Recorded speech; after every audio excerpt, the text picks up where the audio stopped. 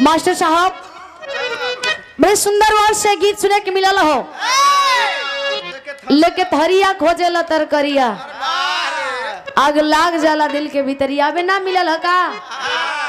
मिलल है लेकिन धनी हो सब धन तोहरे नु बाटे।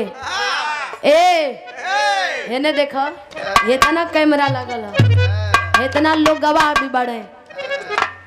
अगर सब धन हमार हो तो चल के रजिस्ट्री कर दो। का करे के बा? ठोके लगी हां उनकर बाऊ लिखावत हो तो के देव को दे तो काहे के चिल्लात फिरत हुआ। और सुने के मिलल हो, गोदी में लेके जानी खोदी है जीजा जी। वो जीजा रहले हां, जीजा रहल कि कुछ और रहल? बेचारो ही हो एगो जीजा रहले। 11 जून के रियात डाले 12 जून के। उसे तो पछतात बेचारा वही दिल रोते हैं। यो जीजा है। ओहो राम राम राम राम बारे जीजा लो। एगो जीजा हुआ घरे लेके पलले। अरे तो कोई तो हर बाबू ना हुआ। हां अच्छा ये बता, रुका पहले ये बतावा कि धर्म का बाप हो कि पाप का बाप हो? पाप का बाप। प्रचार करबो मन का। कहो तू पाप का बाप हुआ? हां हो। अरे बड़े साहब कह देना तो छोटा कब ना कह देंगे। आई तभी झटके में मास्टर साहब तो कोनो गीत बजा ला। अब बता, इतना चैनल वाले भाई आई हुआ, यूट्यूबर साथी, यो लोगन के कुछ फायदा हो जाए। कहे कि बड़ा आस लेके ये लोग आइल बड़े। आई आई लोग स्वागत है। नहीं बचे मास्टर साहब कुछ बजावा। क्या बात है, बहुत अच्छे। ओहो रुक ला ए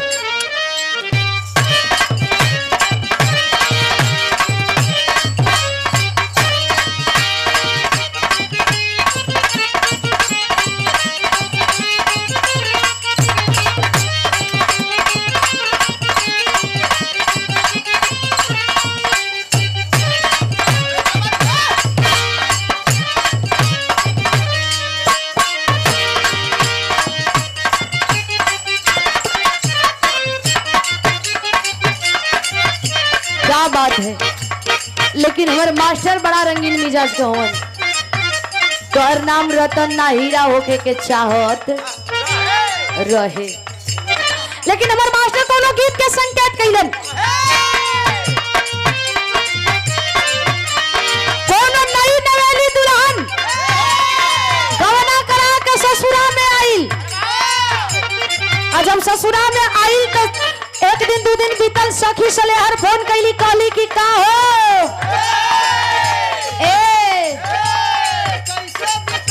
इतना दिन ले बड़ा छूटा रहा हो, कैसे बीतल हो? नीक से बीतल है ना? वो देखा ही में लगता। कहतिया कि का हो सखी कैसे बीतल? पूछतिया कहतिया कि का हम बताई। ए मनोज भैया देखा कितना खूबी है, एगो मनोज के कहिला दोनों मनोज ताकेलन, आज 3 गो मनोज हुवन। कह दिया कि हमार सैया, हमार राजा, हमार हीरो सब कुछ सही हुवन, लेकिन का करी तनकी सा, बस खाली तनकी सा हल्का सा एक ईटा कमजोर हुवन। कह दिया का कहे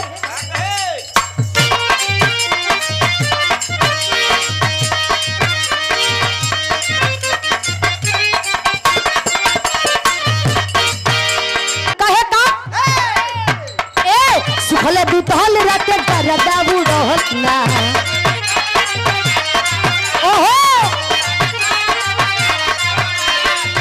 बतावे उ सखी, अरे मन जो गए है सखी मारा दानी न होइना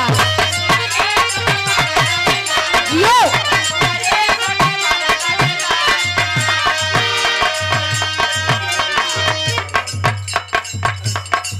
रवि रेडियो दुबारी केदार यादव खुशी। साउंड के दुनिया में बेताज बादशाह हमरे गार्जियन जी के द्वारा, केदार यादव जी के द्वारा रवि रेडियो दुबारी से आशीर्वाद आया है। पंखुड़ियों में उठा हुआ स्नेह 100 रुपया कोट कोट सबंधन सकल पंच के प्राण पहुंचे। आशीर्वाद के कामना बा संकेत हका ए सुखल बीतल रात दरद बुढ़ला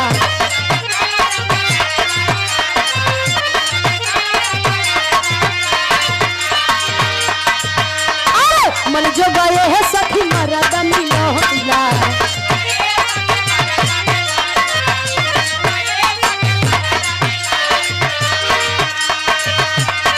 तब घुठाही में कैलस बिहाने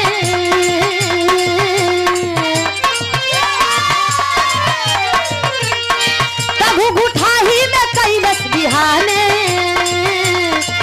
अरे पिया मोर बौरा है रचुना ले बहू न जाने रे चुम्मा ले बहू न जाने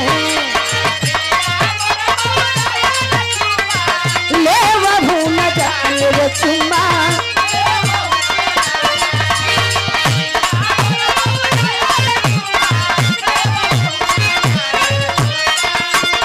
एक बात और कहे अनहारी बलम के सखी कैसे समझाई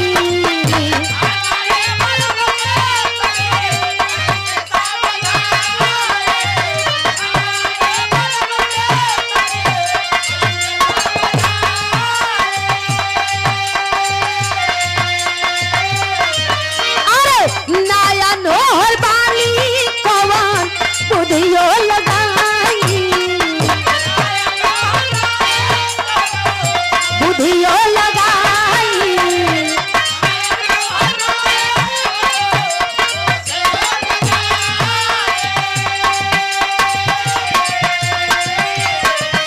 अरे अनाड़ी बलम के सखी कैसे समझाई नया नोहर बानी कवन बुधियो लगाई तधरी पाजा में कवना बहाने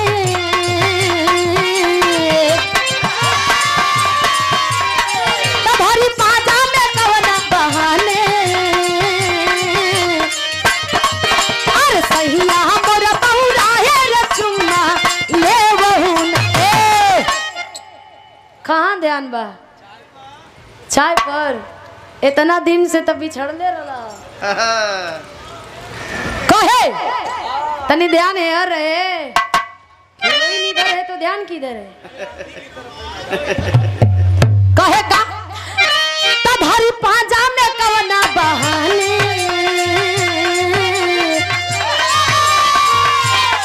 तधरी पाजा में कवना बहाने अरे पिया मोर बौरा है रचुम्मा ले बहू न जाने रे चुम्मा ले बहू न जाने अरे का हो अरे भाई काहे रो तो खाना गद्दारी करबा गद्दारी करबा 80 रुपया खैलू गद्दारी करबू 80 रुपया खैलू गद्दारी करबू चुप रहा मर्दवा 100 रुपया लेके बीर बनत हुआ खा लेबा लेकिन पचा ना पैबा ओके का चाहता अरे वो हर हिला ले हर से काहे गद्दारी करत हो जरूरी है कि वो हर हिलल हमरे संती वो हिला देले हुआ जब दोनों ओर नहीं हिलत मजा ना आवेला चुप रहा सही खाली तो अरे मन है हम लोगन का मन ना ना मन है ना मन ना है ना बक दू जनी कहत हुआ जा चला ठीक है आवा कोई का मन ना अभी आया बा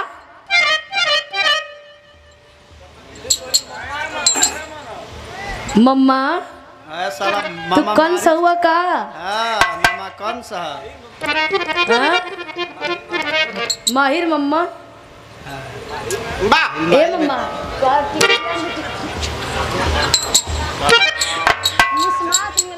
चलो आवा मास्टर आवा